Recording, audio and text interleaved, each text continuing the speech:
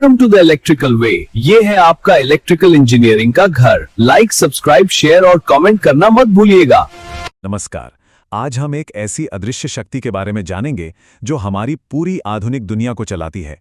ये वो गुमनाम हीरो हैं जो तब काम आते हैं जब बत्तियां गुल हो जाती हैं। जी हां, हम बात कर रहे हैं इलेक्ट्रिकल जनरेटर्स की।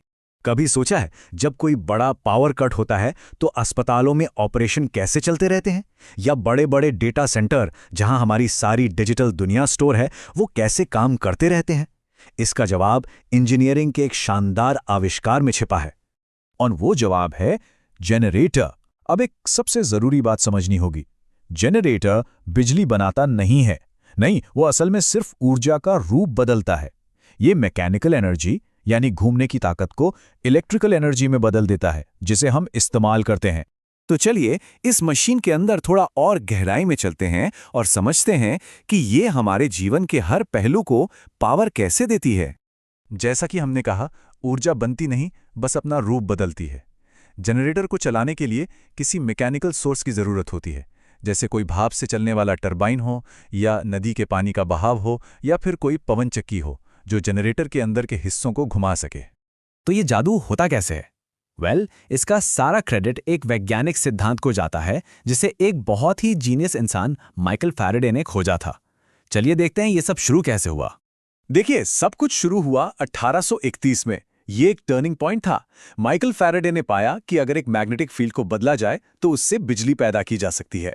बस इसी एक खोज ने पहले जनरेटर का रास्ता खोल दिया, और आज हम जिन एडवांस्ड मशीनों को देखते हैं वो भी इसी बेसिक प्रिंसिपल पर काम करती हैं। यही है वो मशहूर फैराडे का नियम। सुनने में बहुत सीधा साधा लगता है ना? लेकिन हर एक जनरेटर के दिल में यही जादू काम करता है। बस एक तार को किसी चुंबक के पास घुमाइए और बिजली पैदा हो जाएगी। ये इतना ही फंडामेंटल है। तो ये प्रोसेस काम कैसे करता है? बहुत सिंपल है। देखिए, कोई मैकेनिकल फोर्स जैसे कोई टरबाइन तार की एक कॉइल को मैग्नेटिक फील्ड के अंदर घुमाती है। इस घुमाव की वजह से मैग्नेटिक फील्ड लगातार बदलता है, और यही बदलाव तारों में वोल्टेज पैदा कर देता है, और बस हमें मिल जाती है बिजली। अब जब हम इसका सिद्धांत समझ गए हैं तो चलिए इस मशीन को जरा खोल कर देखते हैं और इसके मुख्य हिस्सों को समझते हैं जो इस सिद्धांत को हकीकत में बदलते हैं।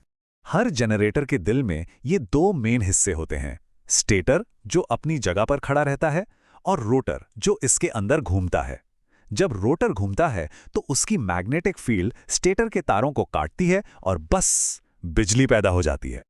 हाँ, लेकिन सिर्फ ये दो ही नहीं हैं।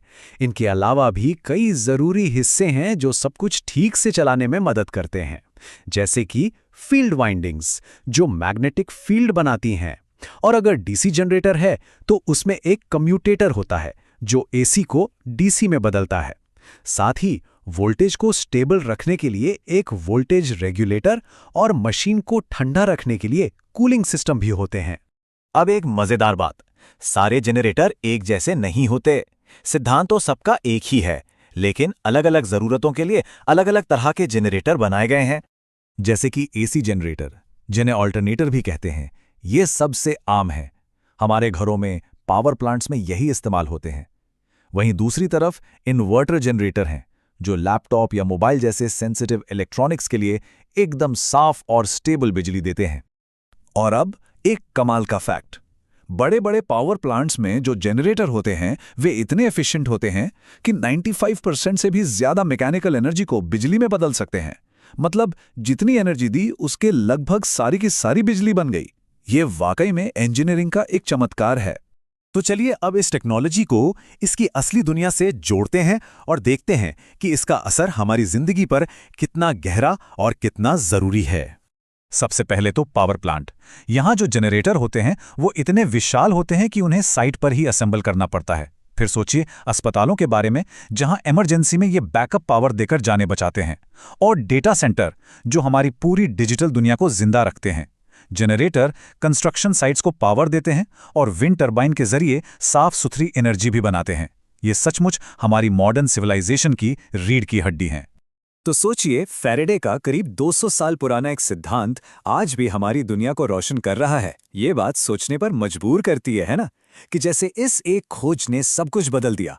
आने वाले कल में वो कौन सी नई एनर्जी टेक्नोलॉजी होगी जो हमारे भविष्य को एक नई दिशा देगी। इस पर विचार जरूर कीजिएगा। लाइक, सब्सक्राइब, शेयर और कमेंट करना ना भूलिए। Support the electrical way by liking, subscribing, sharing and commenting.